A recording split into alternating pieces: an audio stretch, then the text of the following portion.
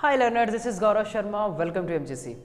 इस वीडियो में हम लोग जानेंगे स्ट्रक्चरल आइसोमर्स के बारे में कि स्ट्रक्चरल आइसोमर्स क्या होते हैं, सवाल कैसे बन सकता है वो भी मैं आपको बताऊंगा यहाँ पे। तो समझते हैं पहले स्ट्रक्चरल आइसोमर्स को। देखिए, स्ट्रक्चरल आइसोमर्स का मतलब है, आसान शब्दों में कहूँ तो स्ट्रक्चर में चेंजेस आना, लेकिन फॉर्मूला में कोई भी चेंजेस ना आना। सही सुना आपने कि किसी भी मॉलिक्यूलर फॉर्मूला में कोई चेंज नहीं आ रहा, लेकिन उसके स्ट्रक्चर्स में चेंजेस देखने को मिल रहे हैं। आसान शब्दों में और कहूं तो same molecular formula but different structure, same molecular formula but different structure. Sir example के साथ बताओ तब समझा से। ठीक है, जैसे मैंने बोला कि मेरे पास कुछ है, जैसे कि मैंने बोला मेरे पास है पेंटेन। ठीक है, मैंने कहा कि मेरे पास है पेंटेन। अब पेंटेन क्या है? पेंट एन, यानी कि 5 कार्बन और हाइड्रोजन हो गए यहाँ पे 12। ठीक है, हाइड्रोजन हो गए यहाँ पे 12, तो ये एन रिप्रेजेंट कर रहा है C5CnH2n+2, फॉर्मूला हो गया जनरल फॉर्मूला।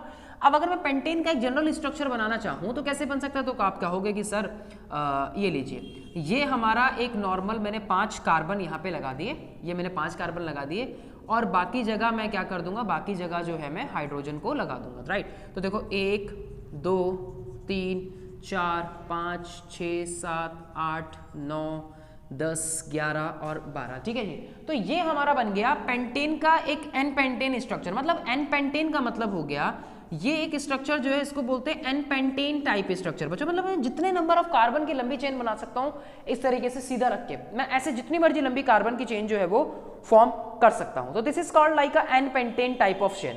अच्छा, अब मैं दूसरी तरीके से स्ट्रक्चर बना सकता हूं। अब देखो, इसी को मैं और किस तरीके से बना सकता हूं उसको देखते हैं। ठीक है जी, मान लीजिए कि मैंने 4 कार्बन ऐसे लगा दिए, 1 2 3 4। ठीक है, एक कार्बन उठा के मैंने यहाँ पे नीचे लगा दिया। अब आप देखेंगे कि बाकी जगह पर भी जो है सेम हाइड्रोजन रहेंगे। देखो 1 हाइड्रोजन, 2 3 4 5 6 7 8 9 10 11 12। स्ट्रक्चर चेंज हो गया, लेकिन कार्बन तो उतने ही। देखो 1 carbon, 2 carbon, 3 carbon, 4 carbon, 5 carbon, same formula same है, लेकिन स्ट्रक्चर कैसा हो गया? डिफरेंट हो गया। राइट, सेम फॉर्मूला है यहां पे भी और यहां पे भी, लेकिन स्ट्रक्चर अलग हो गया। This type of structure is called isopentane and this type of structure is called isopentane. Now let's talk about the another structure. मैं अगेन यहां पे क्या कर सकता हूं, देखो मैं स्ट्रक्चर कैसे बना सकता हूं, आप लोगों को दिख रहा होगा यहाँ पे, आई विश। देखो कैसे बना सकता हूं, 1 कार्बन, 2 कार्बन, 3 कार्बन, थोड़ा छोटा बनाता हूं, और मानो कि 1 कार्बन मैंने यहाँ पे लगा दिया बच्चों, 1 कार्बन मैंने यहाँ पे लगा दिया और 1 कार्बन मैंने यहाँ पे लगा दिया, बाकी जगह सेम वही हाइड्रोजन। देखो जरा क्या कर रहा हूँ मैं, ध्यान से देखो।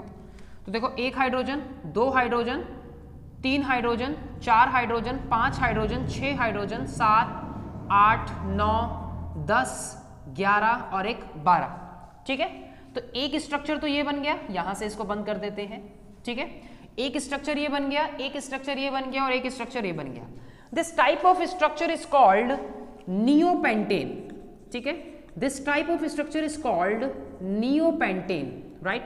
अब मैंने क्या किया, मैंने क्या बोला था शुरुआत में कि same molecular formula but different structures, same molecular formula but different structure, this is called structural isomers and this phenomena is called structural isomerism. क्या बोलते हैं इसको? Structural isomerism. तो बेटा आइसोमर्स के ऊपर ना कई बार क्वेश्चन पूछा गया है, कई बार आ सकता है कि आइसोमर्स क्या होते हैं।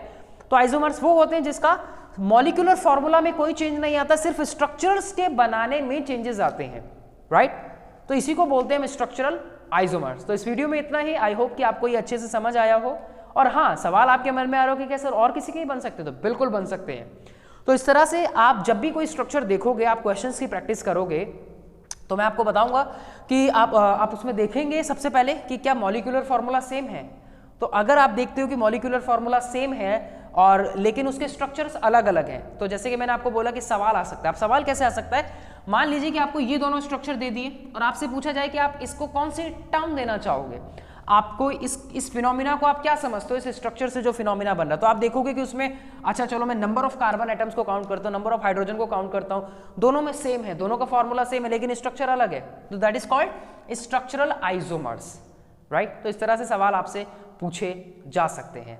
आई होप कि आपको ये अच्छे से समझ आया हो स्ट्रक्चरल आइसोमर्स। तो पसंद आया तो इसको लाइक करें, अपने दोस्तों के साथ शेयर करना ना भूलें। तो इस वीडियो में इतना ही, मिलता हूँ आपसे अगली वीडियो में। Thanks for watching.